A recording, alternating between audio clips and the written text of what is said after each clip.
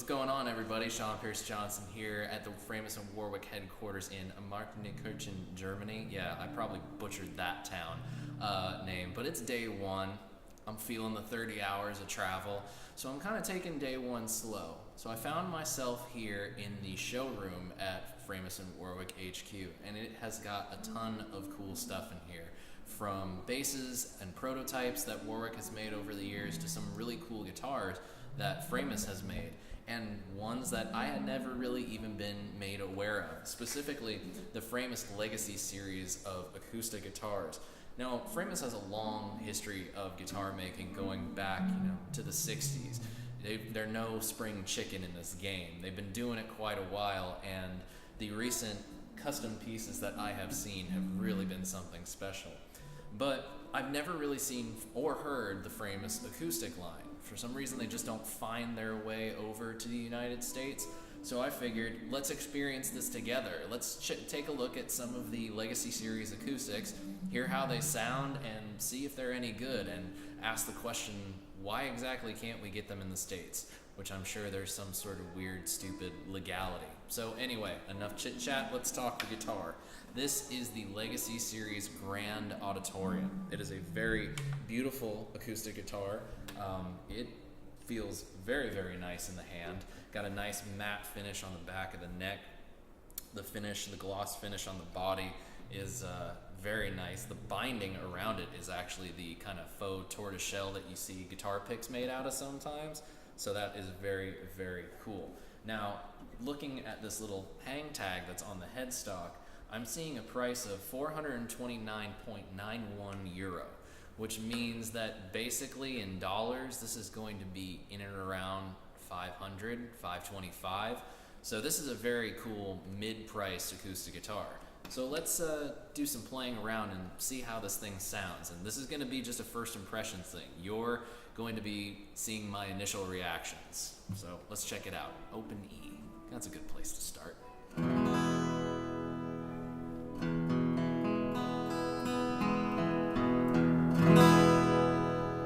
There's like a nice warm mid-range with a little bit of a boxy quality to it, to my ears.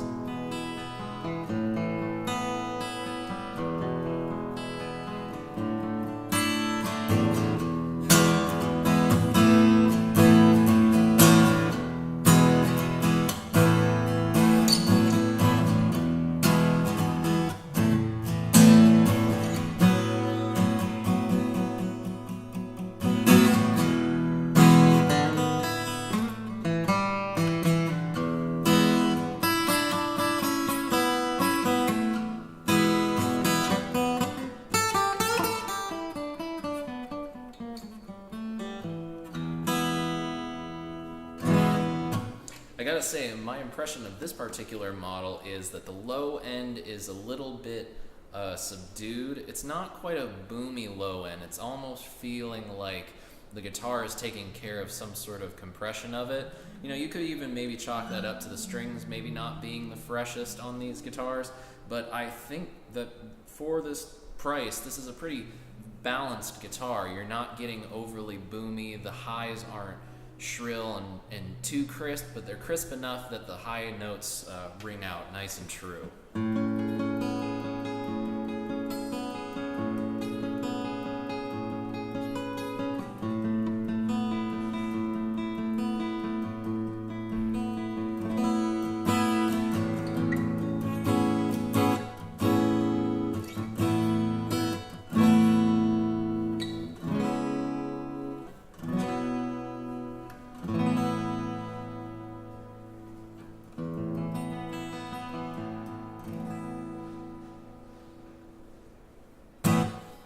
I like it. I think it's really cool. I think it's got a really nice old school look to it. Nothing too fancy or out of the ordinary. Just a really great mid-price acoustic guitar that has a really nice tone to it.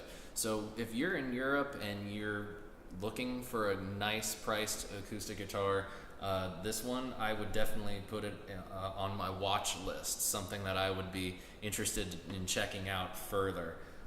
So let's go ahead and run to the wall and pick out something else. And I've got my eye on this Parlor size. So I'm gonna grab that and we're gonna see what we can get with some like old school bluesy kind of sound.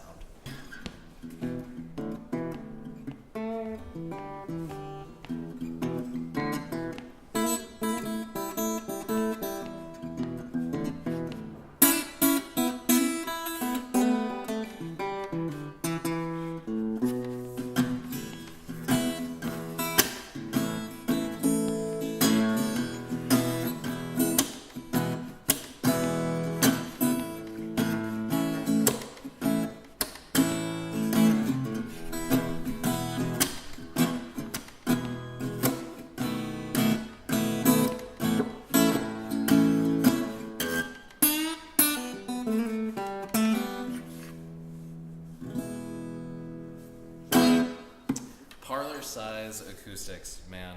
I got a little bit of a thing for them, so but I don't get to play them that often. They're not particularly popular because their tone is a little. If I play with a pick now, it's a little boxy. It's kind of like, why would anybody want an acoustic guitar that sounded like that? But to me, a Parlor size guitar is the sound of Delta blues. So.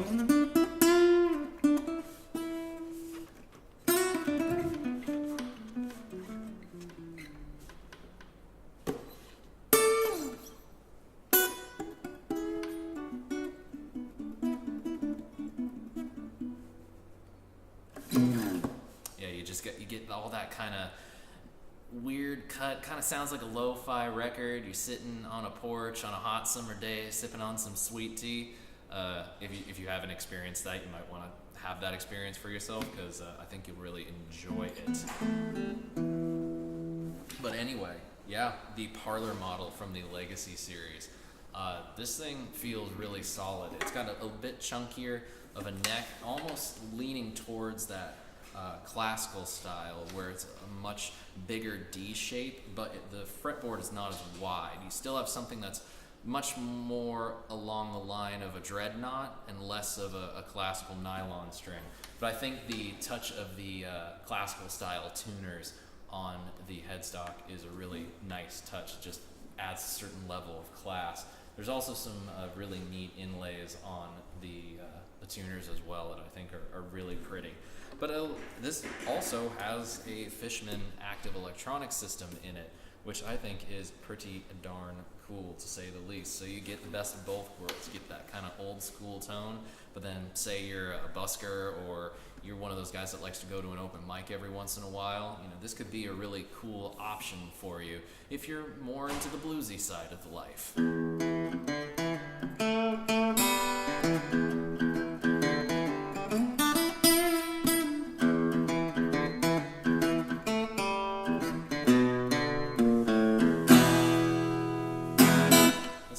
This is. They're asking €489.90. Again, nice mid-price, and if you just kind of, maybe you're someone like me that you kind of play a few different styles and you get asked to do a certain amount of stuff, you can go ahead and get yourself a Parlor size for those gigs that you might need it. You might not need it 90% of the time. Let's say 83% of the time. You might not need it. But that other 17%, this is what you need. I dig it, and I'm definitely going to be looking more into this one. Pardon me, I'm going to have a blue moment.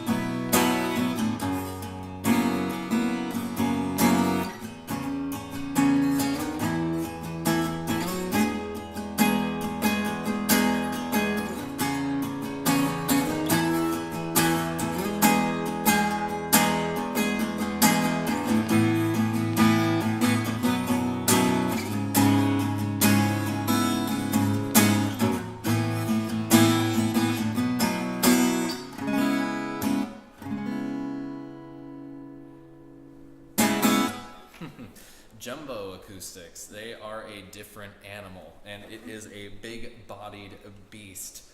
This one, I gotta say, it's a lot less bassy than some of the other jumbos that I have heard, specifically the Gibsons, and I owe that a lot to this construction, which is using maple and not your typical spruce. I think I just heard a dog bark.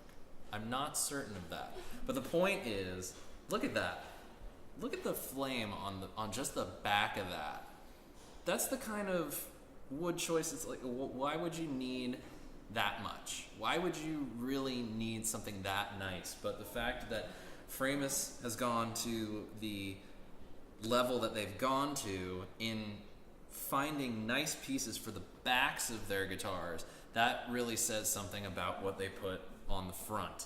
And I could tell this is a piece of spruce, and it looks absolutely phenomenal. It is one of those kind of tops that you just, this tree was born to be a guitar one day.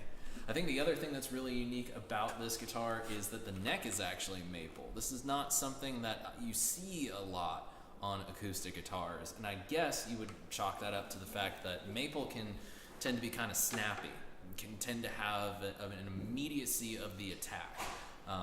But I really dig it. I think that it lends a nice percussive quality to this particular instrument.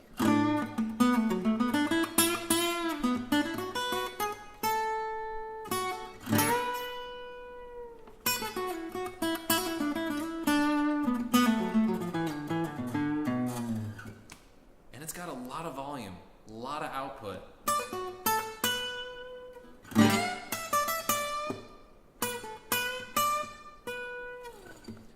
I can hear it throughout the room, and it feels like I got a nice little room verb.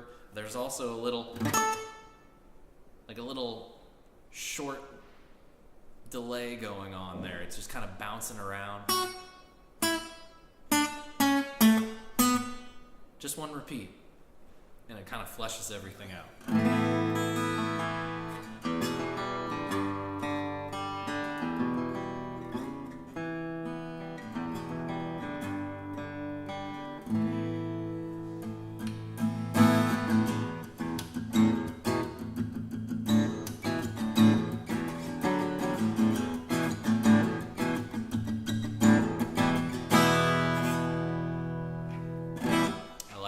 I like it a lot. It is definitely one that I would take great interest in.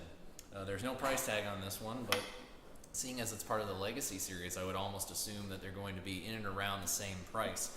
So I think that there's definitely some winners, something that you guys that might be in the market for something of the price, and maybe not wanting to spend top dollar on an acoustic guitar that maybe you're not familiar with, like a jumbo or a Parlor size.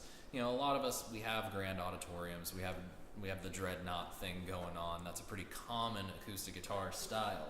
But if you want something that's going to be quality ingredients going into your final instrument, you know, your wood choices and heck, the cosmetics of it are another ingredient. You want something that looks good, you want something that's going to sound good, and that's also going to leave your wallet smiling. I think that these are a good get and something to look into.